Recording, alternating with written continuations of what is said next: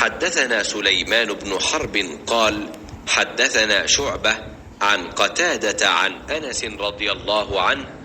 عن النبي صلى الله عليه وسلم قال: ثلاث من كن فيه وجد حلاوة الإيمان: من كان الله ورسوله أحب إليه مما سواهما، ومن أحب عبدا لا يحبه إلا لله، ومن يكره أن يعود في الكفر بعد إذ أنقذه الله كما يكره أن يلقى في النار। हुजूर अकरम सल्लल्लाहु अलैहि वसल्लम ने इरशाद फरमाया, जिस शख्स में ये तीन बातें होंगी वो ईमान का मज़ा पालेगा। एक ये कि वो शख्स जिसे अल्लाह और उसका रसूल इनके मासिवा से ज़्यादा अजीज़ हों,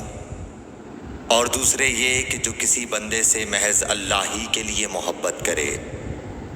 और तीसरी बात ये कि जिसे अल्लाह ने कुफ्र से निजात दी हो, फिर दोबारा कुफ्र इख्तियार करने को वो ऐसा बुरा समझे जैसा आग में गिर जाने को बुरा जानता है। सही बुखारी हदीस नंबर 21।